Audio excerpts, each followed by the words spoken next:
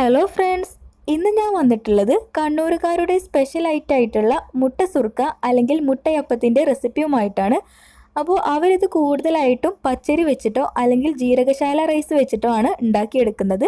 എന്നാൽ ഇനി നമുക്ക് അരി കുതിർക്കാനും അതുപോലെ തന്നെ അരക്കാനൊന്നും നിൽക്കേണ്ട ആവശ്യമില്ല. അരിപ്പൊടി വെച്ചിട്ട് വളരെ ഈസി ആയിട്ട് നമുക്കിത് റെഡിയാക്കി എടുക്കാം. അപ്പോൾ എങ്ങനെയാണെന്ന് നോക്കാം. ഇതിനു വേണ്ടിയിട്ട് 1 കപ്പ് അരിപ്പൊടിയാണ് ഞാൻ എടുത്തിട്ടുള്ളത്. അപ്പോൾ നമ്മൾ പത്തിരിക്കും ഇടിയപ്പത്തിനൊക്കെ എടുക്കുന്ന പച്ചരിപ്പൊടിയാണിത്. ഇനി ഇത് നമ്മൾ ഇൻസ്റ്റൻ്റ് ആയിട്ട് ചെയ്യുന്നതുകൊണ്ട് തന്നെ 1/2 കപ്പ് മൈദ ചേർത്ത് കൊടുക്കാം. മൈദ ചേർക്കാൻ ഇഷ്ടമില്ലാത്തവർക്ക് കുറച്ച് ചോറും തേങ്ങ ചിരവിയതും ചേർത്താൽ മതി. അപ്പോൾ ഞാനിത് ഈസി ആയിട്ട് ചെയ്യുന്നൊരു മെത്തേഡാണ് നിങ്ങൾക്ക് കാണിച്ചു തന്നത്. ഇനി ഇതിലേക്ക് ഒരു കോഴിമുട്ട നന്നായിട്ടൊന്ന് അടിച്ചതിന് ശേഷം ചേർത്ത് കൊടുക്കാം. ഇനി ഒരു സ്പൂൺ വെച്ചിട്ട് ഇതെല്ലാം കൂടി നല്ലപോലെ ഒന്ന് യോജിപ്പിച്ചെടുക്കാം. ഇനി ഇതിലേക്ക് ആവശ്യത്തിനുള്ള വെള്ളം ഒഴിച്ചു കൊടുക്കണം. അപ്പോൾ ഞാനിവിടെ 1/2 കപ്പ് വെള്ളമാണ് ഇതിലേക്ക് എടുത്തിട്ടുള്ളത്. മുട്ടയപ്പം ഉണ്ടാക്കുമ്പോൾ നമ്മൾ എപ്പോഴും ശ്രദ്ധിക്കേണ്ട ഒരു കാര്യം, വെള്ളം കൂടിപ്പോയാലും കുറഞ്ഞു പോയാലും നമ്മുടെ മുട്ടയപ്പം ശരിയായി കിട്ടൂല. വെള്ളത്തിൻ്റെ അളവ് എപ്പോഴും കറക്റ്റായിട്ടിരിക്കണം. അപ്പോൾ ഞാനിവിടെ 1/2 കപ്പ് നോർമൽ വാട്ടറാണ് ആദ്യം ഒഴിച്ചു കൊടുത്തത്. ഇനി ഇതിലേക്ക് 1/2 കപ്പ് ചൂടുവെള്ളം ഒഴിച്ചു കൊടുത്തിട്ട് നല്ലപോലെ മിക്സ് ചെയ്തെടുക്കാം.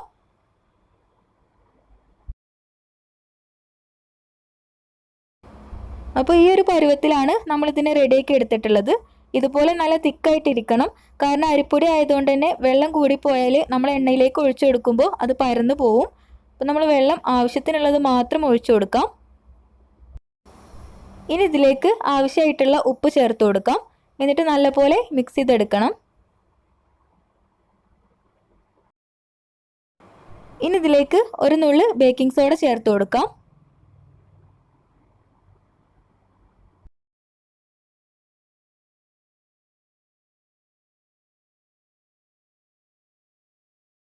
അപ്പോൾ നമ്മുടെ മുട്ടയപ്പത്തിലേക്കുള്ള മാവ് ഇവിടെ റെഡി ആയിട്ടുണ്ട്. ഇനി തിളച്ച എണ്ണയിലേക്ക് ഒഴിച്ചിട്ട് ഇതിനെ ഫ്രൈ ചെയ്തെടുക്കാം. അപ്പോൾ എണ്ണ നല്ലോണം തിളച്ച് വന്നിട്ടുണ്ട്. ഇനി ഇതുപോലെ ഒരു തവി ബാറ്റർ ഇതിലേക്ക് ഒഴിച്ചു കൊടുക്കാം. ഇനി ഇതിൻ്റെ മുകളിലേക്ക് നമ്മൾ ഇതുപോലെ ഓയിൽ ഒഴിച്ചു കൊടുക്കണം. എന്നാലാണ് കൂടുതലായിട്ട് പൊങ്ങി വരുന്നത്.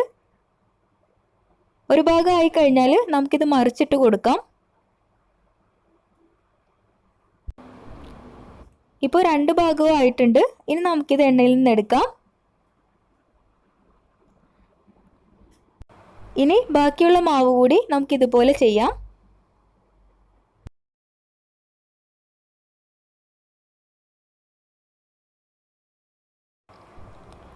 അങ്ങനെ ഇൻസ്റ്റൻ്റ് ആയിട്ടുള്ള സ്പെഷ്യൽ മുട്ടയപ്പം ഇവിടെ റെഡി ആയിട്ടുണ്ട്.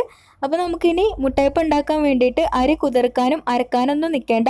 ഇതുപോലെ എളുപ്പത്തിൽ തന്നെ തയ്യാറാക്കി എടുക്കാം. അപ്പോൾ നിങ്ങൾ എപ്പോഴെങ്കിലും ഇതുപോലെ ട്രൈ ചെയ്തിട്ട് ഫീഡ്ബാക്ക് അറിയിക്കണം.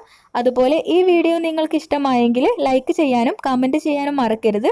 നമ്മുടെ ഈ ചാനൽ ആദ്യമായിട്ട് കാണുന്ന ആളുകളാണെങ്കിൽ സബ്സ്ക്രൈബ് ചെയ്യാനും മറക്കരുത്. താങ്ക്